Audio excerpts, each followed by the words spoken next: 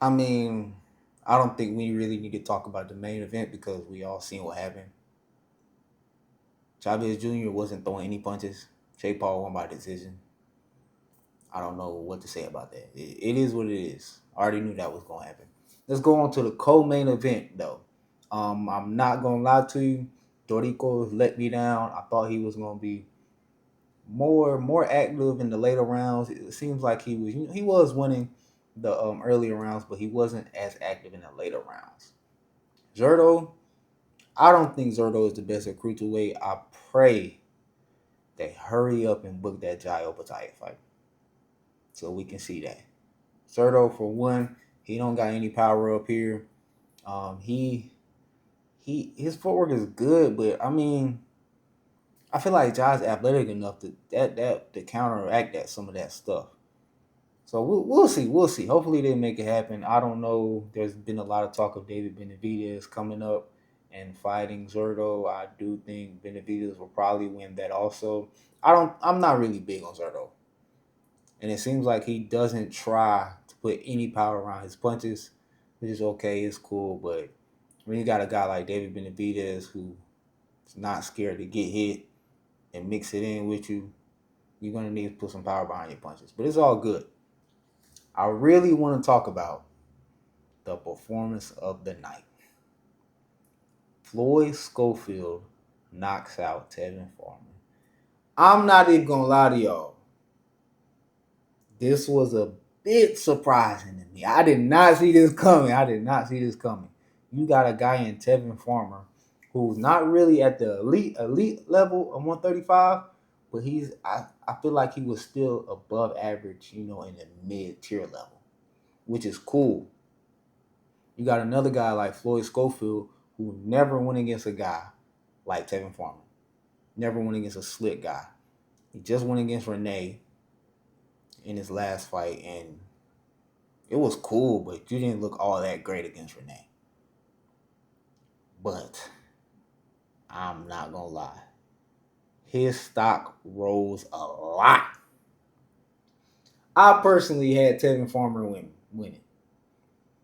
Tevin Farmer just went 22 rounds with Williams Zepeda, and Williams Zepeda is I guess you could say he's the elite of 135. He's about to contend for a championship against Shakur. We'll see how that goes, but a lot of people would like to think that Zepeda is better than Kid Austin. But from the looks at it, maybe we wrong. Maybe we wrong. I don't want to take much from the fight, but he did knock him out in one round.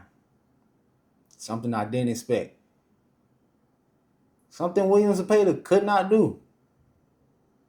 We'll see I don't know who I want Kid Austin to go against next, but I'm excited.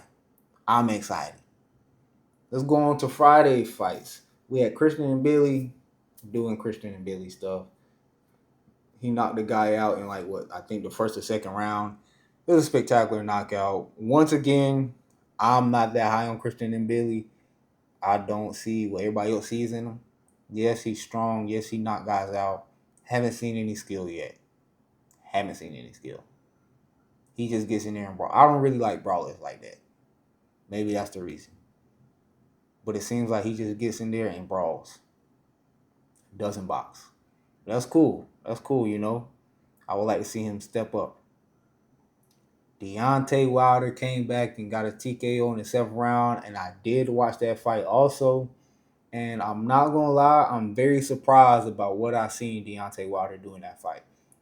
He had 2 jabs in that fight. He had his regular normal pawing jab, which he used to always use, which I never liked. But he also had a good stiff jab behind it. Sometimes he'll paw, and sometimes he'll put that stiff jab behind it. And I don't remember Deontay having a real good stiff jab. He was throwing the left hook more than what he used to throw. Things I didn't like is he couldn't find his mark with his right hand. I don't know if it slowed down or he was telegraphing it. He just couldn't find the mark with the right hand. It is what it is. He still got the knockout. Also, his defense, it seems like his defense ain't never gonna change. So I don't know how he gonna go about not getting hit in future fights. But it seems like his defense ain't never gonna change. His defense is terrible. But I do like what I seen. I like a little bit what I seen. I'm not gonna say the whole thing looked pretty beautiful. It don't look like the old Deontay Wilder, but it looks like he's trying to improve in his boxing ability. Is it too late? Maybe. I would think so, but it is what it is.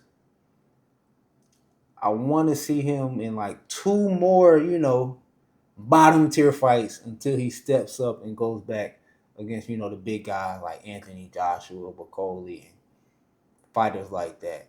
And I did like the size he had on him. The last time we seen him out, he had really, really skinny legs, and he looked like he gained some muscle for this fight. His legs didn't look little, upper body looked real firm, so it looked good. He looked good. It was okay, but it ain't the old Deontay Wilder, but it was okay. It was okay. But last thing, we just found out that Brian Norman Jr. and Devin Haney is supposedly, I'm not gonna say officially, but the Ring Magazine did post that it is confirmed their fight is in November, and I'm not gonna lie to y'all, I cannot wait to November. Hopefully, neither of them back out, and it's both official, and they both get in the ring, because we have a lot of questions that need to be answered.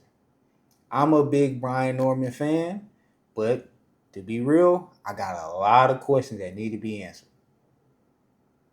Can he cut off the ring? I don't know. I haven't seen it yet. Can he use his IQ to cut off the ring?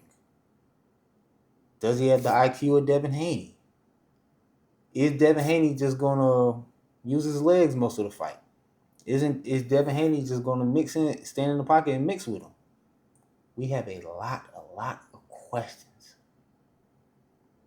that we are finally going to get answered for both fighters.